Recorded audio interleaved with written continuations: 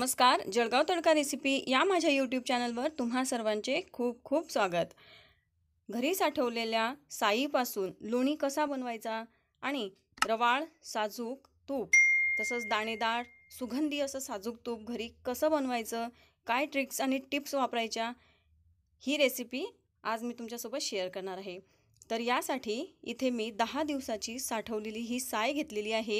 ही म्हशीच्या दुधावरची साय आहे आणि याच्यामध्ये मी 2 चमचे दही घातलेलं होतं आणि हे झाकून फ्रीजमध्ये ठेवलेलं होतं। वापरायच्या आधी मी 1 तास हे फ्रीजमधून बाहेर काढलेलं आहे। आता हे मिक्स करून घेऊया। आता हे मी छान मिक्स करून घेतलेलं आहे। आता इथे मी मिक्सरचा जार घेतलेला आहे, यामध्ये आपण ही साय घालूया। इथे मी 3 ते 4 चमचे साय घालत आहे। थोडी थोडी करत आपल्याला मिक्सरमध्ये ही फिरवून घ्यायची आहे।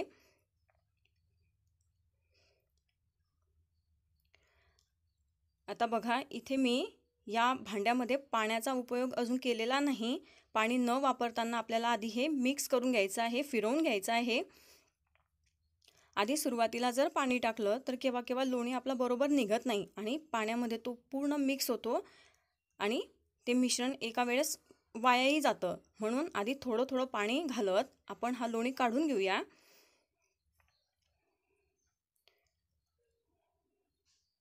आता बघा, इथे मी साधारण 2 ते 3 कप पाणी टाकत आहे। हे पाणी साधं आहे, थंड नाही, फ्रीजचं नाही किंवा गरमही नाही।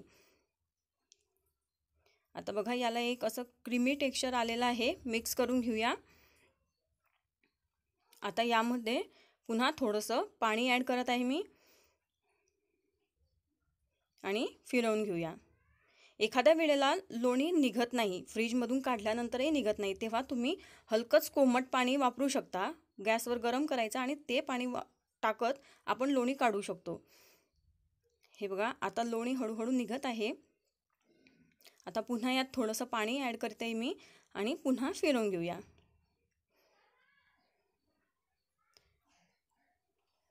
हे बघा, छान लोणी वर तरंगत आहे आणि लोणी छान असा वर आलेला आहे। बघा, एकदम घट्ट असा छान लोण्याचा गोळा वेगळा झालेला आहे आणि त्याखाली हे ताक दिसत आहे बघा।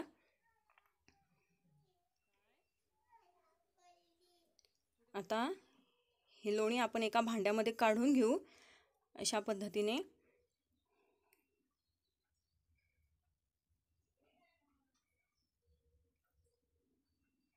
खूप जास्त दिवसाची साठवलेली साय वापरू नये। 8 ते 10 किंवा 15 दिवसाची साय शक्यतो लोणी म्हणून वापरावी। आता इथे बघा, हे मी सायचं भांडं घेतलेलं आहे। या सायच्याच भांड्यामध्ये आपण हा लोणी अशा पद्धतीने काढून घेऊया। जास्त भांडे भरत नाही, 2 भांड्यांमध्ये आणि एक तिसरं आपलं मिक्सरचं भांडं, बस 3 भांड्यांमध्येच काम होतं। हे बघा, अशा पद्धतीने आपण सर्व लोणी काढून घेऊया। छान असा लोणी आपला वेगळा झालेला आहे बघा। आता हा लोणी वेगळा आणि हे ताक वेगळं झालेलं आहे। या ताकाचा उपयोग तुम्ही कढी म्हणूनही करू शकता आणि पनीरसाठीही वापर करू शकता। घरचंच असल्यामुळे याची चव खराब नसते, छानच असते। आता बघा, इथे हा लोणी आपण पाणी घालत 3 वेळा स्वच्छ धुवून घेऊया। ही प्रोसेस अतिशय महत्त्वाची आहे।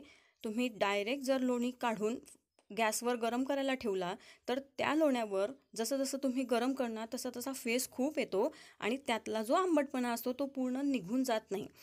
आता स्वच्छ केल्यामुळे काय होतं की त्यातला आंबटपणा निघून जातो आणि लोण्याला वासही येत नाही, छान सुगंधित असं आपलं रवाळ असं तूप तयार होतं। म्हणून स्वच्छ तूप हा लोणी आपण धुवून घेऊया। हे बघा, अतिशय छान सुंदर असा लोणी तयार आहे। आता हा लोणी मी इथे पितळी भांडं घेतलेलं आहे, यामध्ये मी टाकून घेतलेलं आहे। लोणी गरम करत असताना एखादं जाड बुडाचं भांडं घ्यावं, म्हणजे लोणी करपत नाही, ते तूप जळून जात नाही।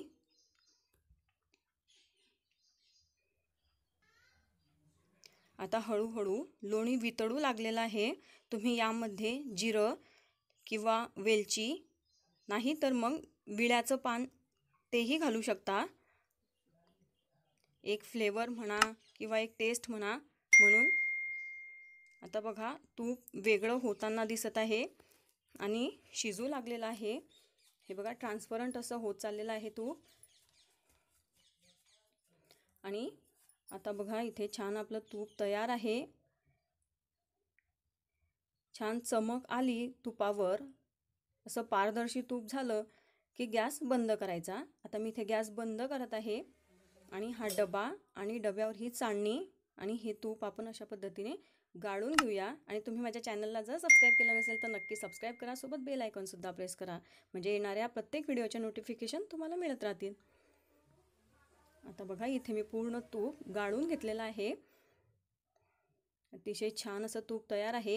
हे म्हशीचं तूप आहे त्यामुळे याला पांढरा रंग आलेला आहे. तुम्ही जर गायच्या साईचं तूप करत असाल तर ते पिवळं येईल. हे बघा अतिशय सुंदर दाणेदार सुगंधी असं तूप इथे तयार आहे. बघा एक एक दाणा क्लिअर दिसत आहे. तुम्ही रेसिपी नक्की ट्राय करा आणि तुमच्या प्रतिक्रिया मला कमेंट बॉक्समध्ये नक्की कळवा. धन्यवाद.